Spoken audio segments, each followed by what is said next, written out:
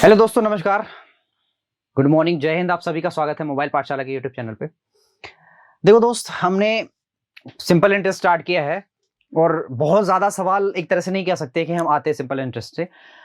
एक सवाल तो आता ही है, एक सवाल, चाहे वो जो भी एग्जाम हो। और सीपीयू के एग्जाम में तो हम एक्सपेक्ट कर सकते हैं कि 2 सवाल आ सकते हैं, क्योंकि क्वेश्चन भी थोड़े से ज्यादा होते हैं। तो ये एक्सपेक्ट कर सकते हैं कि 2 सवाल तो आ ही सकते हैं, बट अगर 2 ना आया तो एक तो आएगा ही आएगा। ठीक है, ये पक्की बात है। तो स्टार्ट करते हैं आज का सेशन। और स्टार्ट करने से पहले बच्चे, एक बार सभी लोग सेशन को लाइक कर दो, शेयर कर दो, चैनल को सब्सक्राइब कर दो, जितने भी लोग नए हो। तो नशा करना है तो मेहनत का करो, फिर आपको बीमारी भी कामयाबी वाली लगेगी। ठीक है भाई, देखो, मेहनत वो नशा कब बन जाती है, कब नशा बनती है? जब आप कोई भी चीज कंटिन्यू लगातार कर रहे हो, मतलब एक तरह से उसके एडिक्टेड हो गए हो, तो वो नशा है। तो क्यों ऐसे काम करते हो कि आप सोने के एडिक्टेड बनते हो, हैं? या किसी बुरी चीजों के लत में पड़ते हो? एडिक्टेड होना है तो मेहनत के एडिक्टेड हो जाओ। जब लगातार बार बार बार बार करके आप मेहनत करेंगे, तो जो आपने सोचा है, जो आपने निर्धारित किया कि हमारे ये लक्ष्य, हमारा ये है, हमें ये प्राप्त करना है, हमारे कंधे पे सितारे चाहिए, हमें हमारे शरीर पे वर्दी चाहिए, है? अगर ये आपने सोचा है तो उसी हिसाब से मेहनत करनी पड़ेगी, है ना? उसी पेस पे करनी पड़ेगी। तो पेस और उसी कंडीशन में हर तरह से आपको कॉम्पैक्ट स्टडी करनी है सीपीएसआई के लिए। और इसीलिए हम कॉम्पैक्ट कॉम्पैक्ट क्लासे भी लेके आते हैं, ना बहुत ज्यादा ना ही बहुत कम, बिल्कुल कॉम्पैक्ट। वो सवाल जो आपके एग्जाम में सीधे आते हैं, वो सवाल। ठीक है, स्टार्ट करते हैं आज का सेशन। पहला ये सवाल है, ठीक है? एक बार जरा इसको पढ़िए, अब सभी लोग पढ़िए। ठीक है, देखो भाई, सवाल यहां ये कह रहा है कि 9.5% की रेट से 4 वर्षों के लिए उधार ली गई राशि किसी निश्चित राशि पर साधारण ब्याज 12.5% की वार्षिक दर पर 3 वर्षों के लिए उधार ली गई राशि पर साधारण ब्याज से 225 रुपए अधिक है। मतलब यह है कि इस पे कोई जो इंटरेस्ट लग रहा है, तो आप खुद सोचो कि अगर 9.5 1 ईयर का इंटरेस्ट है, तो 2 ईयर का इंटरेस्ट क्या होगा? आप कह सकते हैं 2 ईयर का इंटरेस्ट फिर 19 होगा।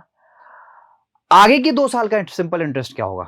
भाई, एक बार 2 साल का सिंपल इंटरेस्ट अगर 19% हुआ, तो अगले भी 2 साल का सिंपल इंटरेस्ट 19% ही होगा। तो मैं बोलूं इकट्ठे 4 साल का बताओ, तो इकट्ठे 4 का साल 38% होगा। कितना होगा? 38%। इकट्ठे 4 साल का सिंपल इंटरेस्ट है। अच्छा भाई, ये ठीक है। अब कह रहा है कि एक दूसरी कोई हमारे पास एक राशि है, ठीक है, या फिर वही राशि है, निश्चित ही राशि है, वही राशि है। कह रहा अगर इस पे 12.5% के हिसाब से ब्याज रखा जाता है और 3 साल के लिए उधार लिया जाता है, सेम वही निश्चित धनराशि, तो आप जानते हो 5×3=15 होगा, 12×3=36 और 1=37, यानी कि 37.5। ठीक है, यानी अगर 12% के हिसाब से रेट होता है, तो यही जो सिंपल इंटरेस्ट होगा वो 37.5% होगा। अब आप कहेंगे कि इन दोनों के बीच डिफरेंस कितने का? सर, डिफरेंस है पॉइंट का 5%।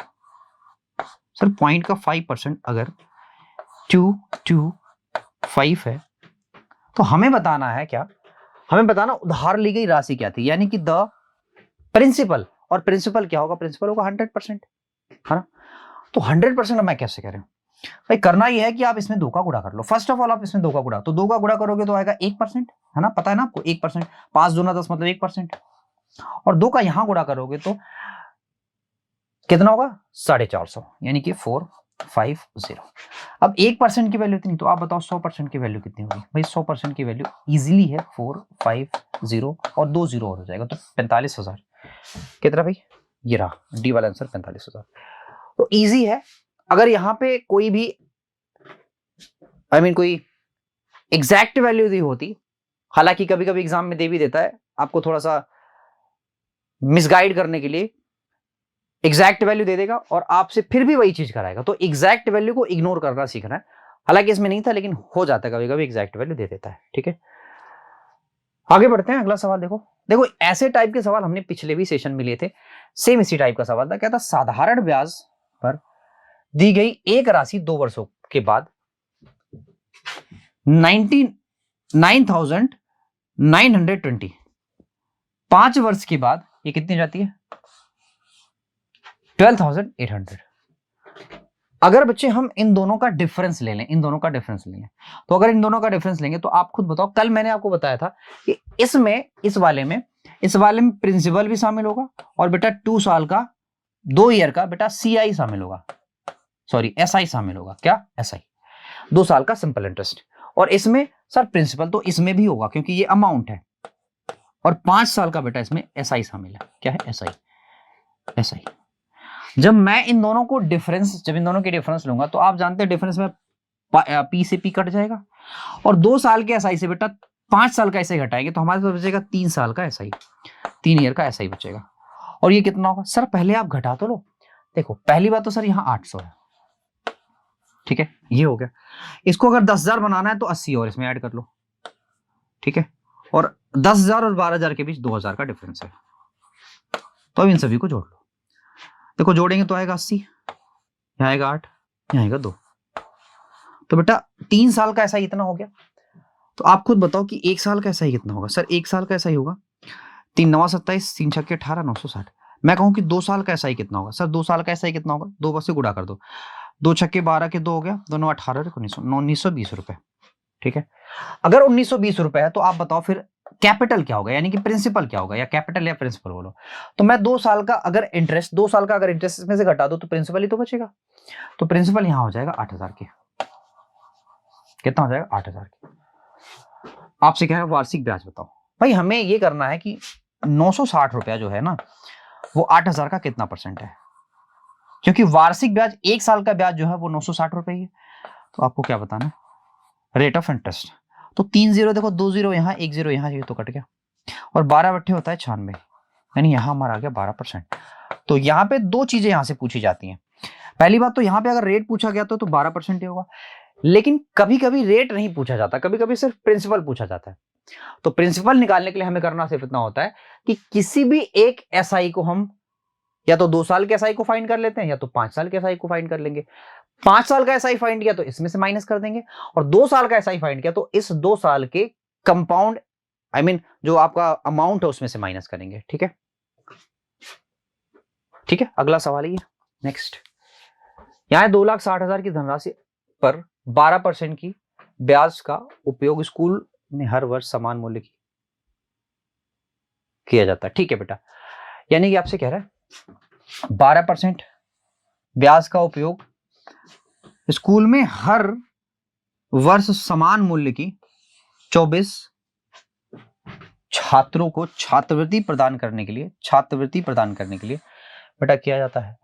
आपसे कह रहा प्रत्येक छात्रवृत्ति का मूल्य क्या होगा? भाई प्रत्येक छात्रवृत्ति का मूल्य क्या होगा? देखो दोस्त, इसमें एक्चुअली में करना सिर्फ आपको इतना है। आपने वो पढ़ा है, मैंने आपको इसी YouTube चैनल पे मैंने आपको किस्तें पढ़ाई हैं कि साधारण ब्याज पे किस्तें क्या होती है। तो देखो सिंपल सी बात है कि यहाँ पे आप ये बात कह सकते हैं कि अगर मेरे पास 100 रुपए हैं तो मैं कह सकता हूं अगले साल मुझे जो किस्त चुकानी पड़ेगी सिंपल इंटरेस्ट के हिसाब से 112 रुपए चुकानी पड़ेगी। ठीक है, बस यही चीज है, बाकी कुछ भी नहीं है, बस यही चीज है। ठीक है, तो आपको मित्र करना यह है कि अब 5 से अगर मैं गुणा करूंगा तो 5 दूना 10, 5 एकम 5 और 1 6, और ये हो जाएगा, यहां तो आएगा नहीं। अभी ये राशि आपकी, मेरी बात ध्यान से सुनो, करना आपको कुछ भी नहीं है, करना आपको सिर्फ इतना ही है कि आपको देखना यह है, क्या देखना है? आपको देखना यह है कि छात्रवृत्ति जो है उसका मूल्य क्या है। तो आप ये बात जानते हैं कि 12% अगर ब्याज है तो आपको जो छात्रवृत्ति देनी है 24 छात्रों में बांटनी है। पहली बात तो 24 छात्रों में अगर बांटनी है तो ध्यान से मेरी बात सुनना, आपको अमाउंट निकालना पड़ेगा, और अमाउंट क्या होगा? ये होगा, अमाउंट यही तो होगा। बिल्कुल सही है। तो मेरे दोस्त आपको करना यह है कि 2600 भाई 100 यूनिट की वैल्यू इतनी होती है, तो मैंने कहा 1 यूनिट की वैल्यू इतनी होगी, तो हमें निकालना 112 यूनिट की वैल्यू। ठीक है, और बटा क्या करना सर, बटा करना हमें 24, क्योंकि अब हर छात्र को, प्रत्येक छात्र का मूल्य कितना होगा, प्रत्येक छात्र का जो छात्रवृत्ति का मूल्य है वो कितना होगा, ये सवाल है आपका। ठीक है, तो कर सकते हैं भाई, बिल्कुल कर सकते हैं। तो देखो जरा, यहां आएगा 4, पहले काम करो, पहले 12% ही निकालो, पहले 12% ही निकालो, फिर हम बाद में 24 करेंगे, पहले 12% ही निकालो। ठीक है, ठीक है, आओ भाई। 12% अगर मैं निकालूंगा तो आप ये बात जानते हो कि 2 0 से 2 0 तो कट गया है। ठीक है, किसका, इसका 12%, तो वो तो कट गया, सिर्फ 12 का गुणा करना, तो 0।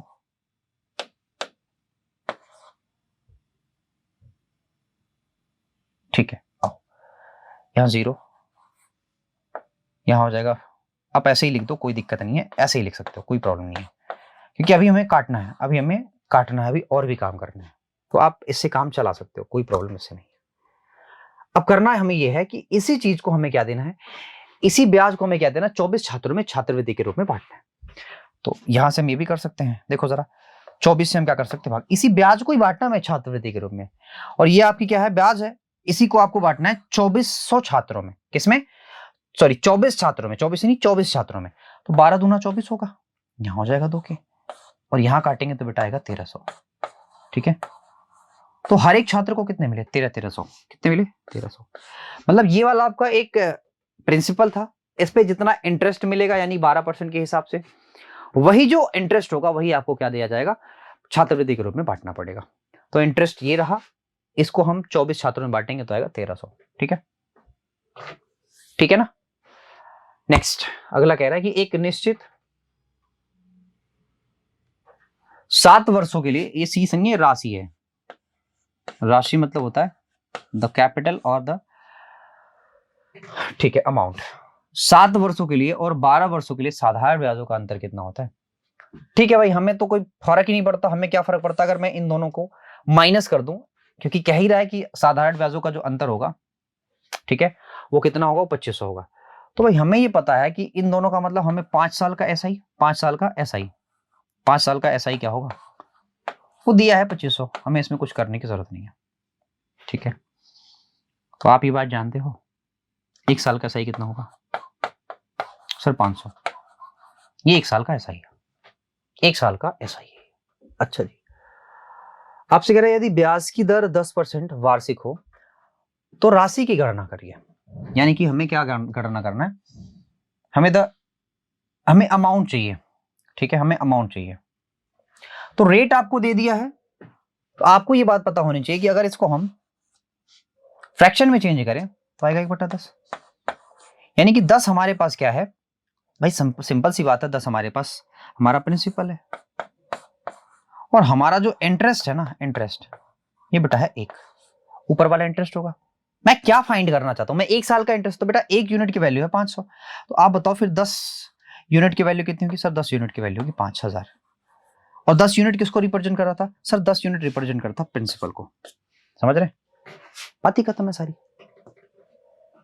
अगले सवाल पे आते हैं, अगला सवाल देखो, अगला सवाल ये कह रहा है कि कोई धनराशि R% वार्षिक साधारण ब्याज की दर पर 3 वर्षों में 9677 हो जाती है, सॉरी 9766 हो जाती है, सॉरी फॉर दैट, और उसकी साधारण ब्याज दर 4.5 वर्षों में, साधारण ब्याज दर पर 4.5 वर्षों में इतना हो जाती है, जो साधारण ब्याज होगा इतने वर्षों में इतना हो जाएगा।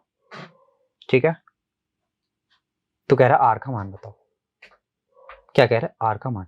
तो पहली बात तो ये पॉइंट तो है नहीं, ये तो है आपका कॉमा, क्योंकि ऊपर मैंने देख लिया है।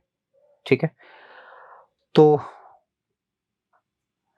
मतलब राशि हमें इतने से इतना करना है, तो आप मुझे इतना बताओ क्या कि सर जी हमारे पास जो,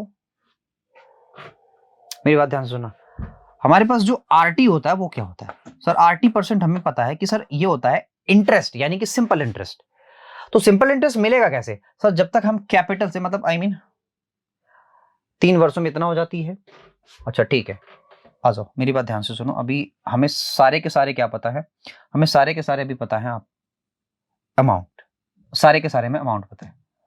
तो अमाउंट पता तो मुझे ये पता है कि अगर मैं इन दोनों को माइनस कर दूं तो हमारे पास पता चलेगा 1.5 साल का ब्याज। 1.5 साल का मतलब क्या होता है, 3/2 ईयर का SI, ये पता चलेगा। दोनों को माइनस करो फटाक से। तो आप ये बात जानते हो सर कि यहाँ पे कितना आएगा, यहाँ 4 1000 बार ले जा रहा हूं, 1000 तक जा रहा हूं मैं, 4 आ जाएगा 244, ठीक है। और आप ये जानते हैं कि 10,000 से ये कितना ज्यादा है, 849। बस कुछ नहीं, इन दोनों को जोड़ लो, 9 4 13 की 3 हो गया, 4 4 8 और 1 9 हो गया, 8 3 11 और 1 12 के। तो 1.5 साल का इंटरेस्ट इतना आया। तो हमें निकालना है 1 साल का इंटरेस्ट कितना होगा, या फिर ऐसा निकालो 3 साल का SI कितना होगा, 3 साल का। तो 2 का उधर माइनस कर, आई मीन 2 को उधर मल्टीप्लाई कर दो, ठीक है। तो 2 का मल्टीप्लाई करोगे 3 साल का जो SI आएगा, ठीक है, SI जो आएगा सिर्फ मैं लिख रहा हूं, देखो भाई, ठीक है। जो 3 साल का SI आएगा तो 2 का इधर मल्टीप्लाई कर देना, 3 दूना 6 और 2 9 18 के 8 हो गया, कैरी हो गया, 2 दूना 4 और 1 5 हो गया, 2 1 2 और 1 3। तो 300 बेटा 3,586 रुपए क्या है, यह 3 साल का SI। हमें क्या चाहिए भाई, हमें ये चाहिए क्या, रेट चाहिए हमें। तो रेट चाहिए तो आपको ये बात पता है, बहुत ध्यान से देखना। रेट अगर आपको चाहिए तो आपको ये बात पता होनी चाहिए। मैं यहां से दिखाता हूं आपको बहुत प्यार से, ज्यादा चीजों को जाने की जरूरत नहीं है। सर मुझे ये पता है कि अगर ये 3 साल का सिंपल इंटरेस्ट है तो मैं ये कह सकता हूं कि RT% that is equal to ब्याज यानी कि इंटरेस्ट। तो ये है 3586, 3 5 8 6। बेटा यहाँ पे T इज इक्वल टू कितना है sir, T is equal to मेरे पास 3 ईयर है। तो अगर T इज इक्वल टू मेरे पास 3 ईयर है तो आप ये कह सकते हैं, या वैसे ही जाओ, ठीक है। यहां पे आपको कंफ्यूजन इतना होगा कि आप 0 रखना भूल जाएंगे, ठीक है। तो वैसे ही चलते हैं जैसे हमें चलना है। अगर मुझे 1 साल का सिंपल इंटरेस्ट चाहिए तो हमें पता है कि मुझे 3 से यहाँ पे डिवाइड करना पड़ेगा, ठीक है। 3 साल का हो गया तो अब पहले आप कैपिटल निकालो। तो 6 में से 6 गया, 0 हो गया, ये कैपिटल निकालो। मैं कैपिटल मतलब प्रिंसिपल, और यहाँ हो गया 16 8 8 16 हो गया, ठीक है। और इसके बाद यहाँ पे होगा कितना 6, तो यहाँ पे 1 हो गया, और यहाँ पे 9 है तो 9 6, यानी कि 6,180 रुपए, ये आपका क्या है, प्रिंसिपल है। अब अगर मुझे 1 साल का इंटरेस्ट चाहिए तो बताओ मुझे क्या करना पड़ेगा, 2 से भाग करना पड़ेगा, यहाँ 3 से भाग करना पड़ेगा। तो 3 1 कम 3 हुआ, देखो ध्यान से, 3 1 कम 3 हुआ, और 3 1 कम यहाँ भी 3 हो गया, 2 बचा, 3 9 27 हुआ, ठीक है। 3 9 27 हो गया, और 1 28, 3 6 18, ये तो कट ही नहीं रहा है, यहाँ तो कट जाएगा, यहाँ पे क्यों नहीं कट रहा, बताओ। तो से मैंने मल्टीप्लाई किया, 2 3 6, तो 9 18 के 8, 2 दूना 4 और 1 5, ठीक है। 2 1 कम 2 ही आएगा, ठीक है। वेट फॉर, यहाँ 2 1 कम 2 ही आएगा, ठीक है। यहाँ भी 2 होगा, इसको भी हमें करना पड़ेगा फिर से। देखो भाई यहाँ 2 होगा, और अब मैं माइनस करूंगा तो आप जानते हो यहाँ बचेगा 0 के, यहाँ बचेगा 8 के, ठीक है। और ये हो जाएगा 6, यानी यहाँ बचेगा 1, 2 गया इसमें से तो हो जाएगा 7, 7180 बचेगा, ठीक है। और अगर मैं चाहता हूं कि मुझे 1 साल का इंटरेस्ट चाहिए तो आप एक काम कर दो, कुछ नहीं, आप 3 से इसमें भाग दे दो, तो 3 8 24 हो जाएगा, है ना। 3 8 24 हुआ, और यहाँ बचा 1 3 6 18, और 3 दूना 6, तो कितना भी 862। हमें सिर्फ इतना बताना है कि 862 बेटा इस 7,180 का कितना परसेंट है, बस यही बताना, बाकी कुछ नहीं है। तो एक बात मुझे इतना बताओ कि हम इसको कहां तक ले जा सकते हैं। अगर मैं यहां पे कह दूं कि यहां पे 00 है तो 00 का 1 0 से 1 0 कट जाएगा। मैं इसको कहां तक ले जा सकता हूं, देखो हमारे पास जो ऑप्शन है मैं वहीं तक जाऊंगा, ठीक है।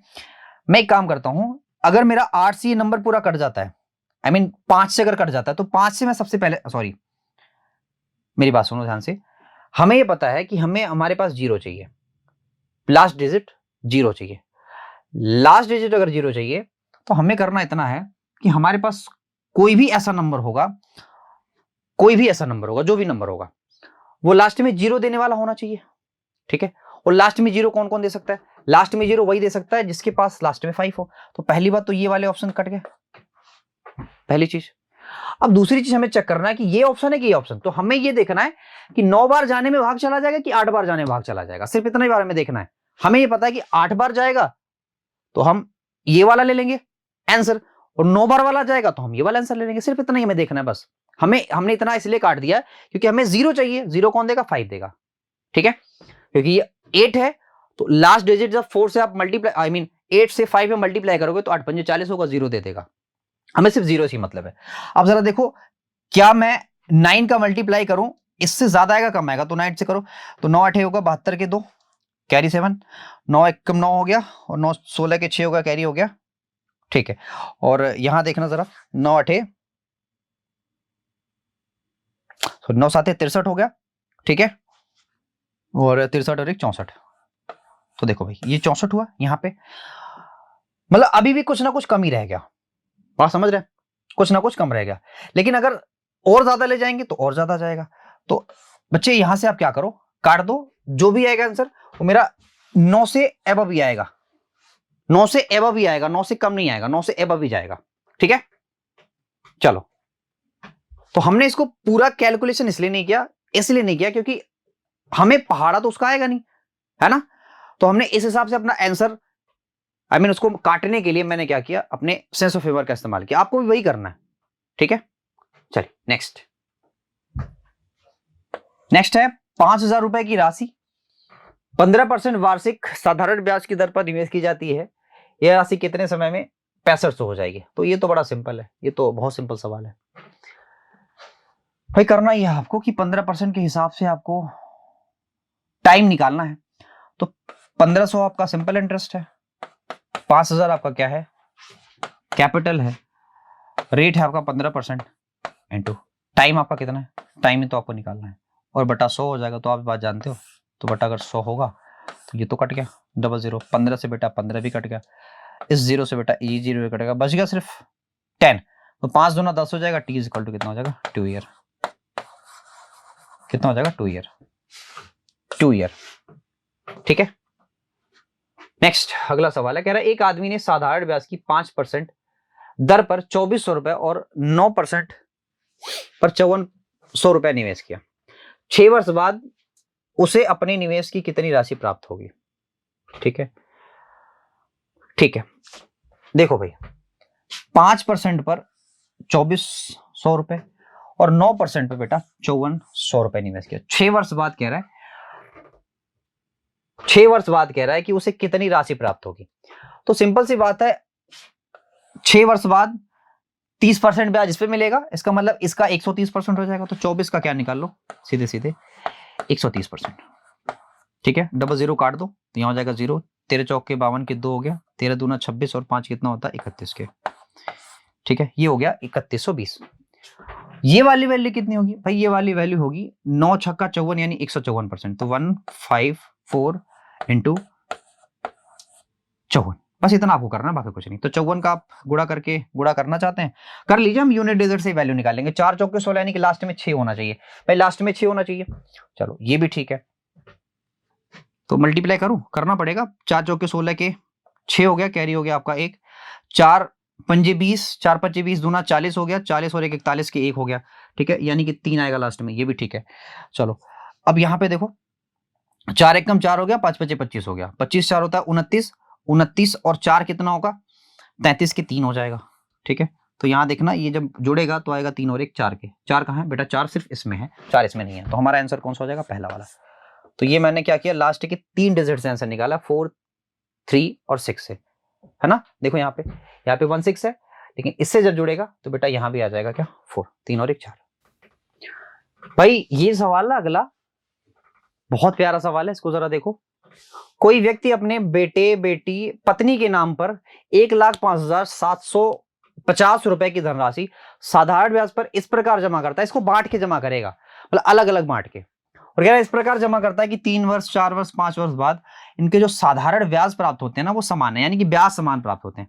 यानी कि बेटा 5 साल में इसको मिलेगा 15%। अगर सपोज करो मैंने एक्स वाई जेड में धनराशि को बांट दिया, मतलब एक्स वाली धनराशि बेटे के नाम पे जमा कर दी, ये बेटी के नाम पे, ये पत्नी के नाम पे, तो इसको कितना ब्याज मिला सर? इसको मिला 5 या 15, यानी कि इसको 15% ब्याज मिला। और इसको कितना मिला सर? 5 चौके 20% ब्याज मिला। इसको कितना मिला सर? 25%। कह रहा है ये सारे जो ब्याज है ना वो बराबर, ठीक है, 5 3 15, 5 चौका 20, 5 25 25, ठीक है। आप ये बात जानते हो कि सबका जो एलसीएम होगा वो कितना होगा सर? सबका एलसीएम होगा 5 चौके 20 या 60, ठीक है। तो 60 होगा, तो 60 का अगर हम एक्स का रेशियो निकालना चाहते हैं, एक्स वाई जेड का रेशियो निकालना चाहते हैं, तो आप ये बात जानते हैं कि सबको मुझे 60 बनाना होगा। इसको 60 बनाऊंगा तो 20 का गुणा करना पड़ेगा, और इसको 60 बनाऊंगा तो 15 का गुणा करना पड़ेगा, इसको 60 बनाऊंगा तो 12 का गुणा करना पड़ेगा। यानी कि ये हो गया एक्स वाई जेड का रेशियो। सिंपल सी बात है। अब आपसे कह रहा है कि बताओ पत्नी के नाम पे कौन सी धनराशि, तो भाई पत्नी के नाम पे 12 यूनिट निवेश किया गया है, तो आप मुझे बताओ कि 12 से कौन कट जाएगा? 12 से ये कट जाएगा सर, ये भी कट जाएगा 12 से, यानी कि 12 से 3 कटने वाले हैं। लेकिन ये तो आंसर नहीं होगा, ये तो पक्की बात है, ये दोनों आंसर नहीं होंगे। क्यों? क्योंकि ये ना 3 से ये दोनों कटने वाले नहीं है। हमारे पास 12 का मल्टीपल चाहिए और 3 से ये दोनों ही कटने वाले नहीं है। तो हमारे पास या तो ये आंसर हो सकता है या तो ये आंसर हो सकता है। अब हमें दोनों चेक करना पड़ेगा, और चेक करने के लिए पूरा का पूरा सवाल ही सॉल्व करना पड़ेगा। तो करो भाई, देखो 20 और ये होगा कितना? 27 और 20 होगा 47, यानी कि 47 यूनिट किसको रिप्रेजेंट कर रहा है सर? 47 यूनिट रिप्रेजेंट कर रहा है 1,05,750 इसको। तो बेटा 1 यूनिट की जो वैल्यू होगी वो क्या होगी सर? 1 यूनिट की वैल्यू यहां से हमें भारी भरकम कैलकुलेशन की जरूरत है, ठीक है। अगर मेरे पास 3 से अगर एक ही नंबर कटता तो मैं यहां से करके आराम से निकल जाता, लेकिन 3 से बहुत सारे। अच्छा एक काम चेक करो भाई, इसमें तो 1 की 3 है, क्या इसमें भी 3 है क्या सर? इसमें तो 3 नहीं है, ये तो पक्की बात है। क्या इसमें भी 3 है? अगर इसमें 3 या फिर अगर 9 होता है, 3 होगा तो देखो मेरी बात सुनो, अगर 3 नहीं हुआ तो मेरा यही आंसर हो जाएगा। लेकिन अगर 2 बार 3 मिल गया यानी कि 9 मिल गया तो मेरा फिर ये आंसर हो जाएगा। पूछो क्यों? क्योंकि एक तो 3 इसमें है और 2 3 इसमें मिल जाएगा, तो 9 3 27, तो 27 वाला मेरा आंसर हो जाएगा, आई मीन 27,000 वाला मेरा आंसर हो जाएगा। और अगर 3 नहीं मिल रहा है तो मेरा कौन सा आंसर होगा? सिर्फ एक ही 3 वाला। क्यों? क्योंकि इसमें 3 है ऑलरेडी।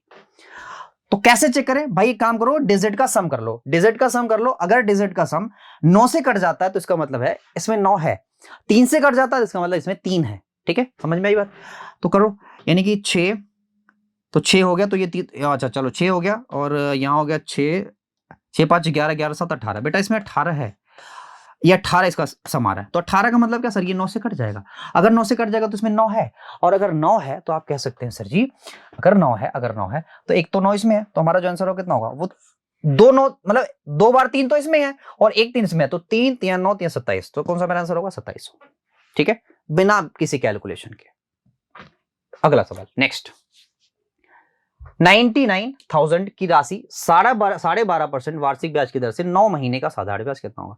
भाई 9 महीने का साधारण ब्याज है तो इसमें कोई प्रॉब्लम नहीं है हमें, ठीक है, कर लो। 99,000 है, ठीक है। टाइम कितना भाई? भाई ये है 12.5%। 12.5% का मतलब कितना होता है भाई? 25/2, 25/2। टाइम कितना भी? टाइम आपको ईयर्स में लिखना है, टाइम आपका ईयर्स में, यानी कि 9/12, तो ईयर्स में लिखना पड़ेगा ना।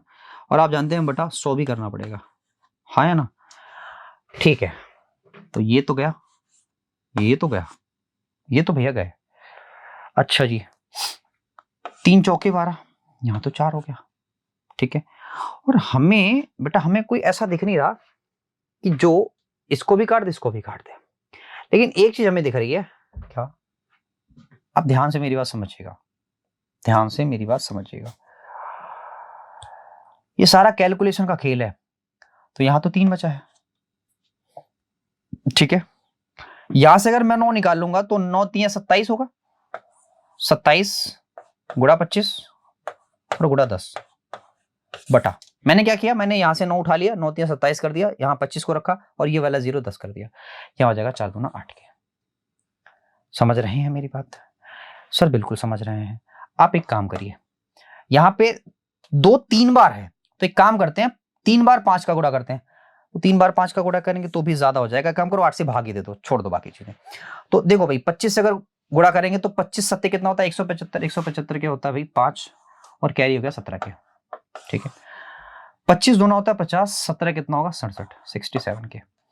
और यहाँ हो जाएगा कितना 11 भी तो है, 11 कहाँ छोड़ दिया, 11 भी तो है, 11 भी होगा। क्यों होगा, क्योंकि यहाँ मैंने सिर्फ और सिर्फ किसको निकाला है, 9 को निकाला है, बाकी 11 तो है यहाँ पे।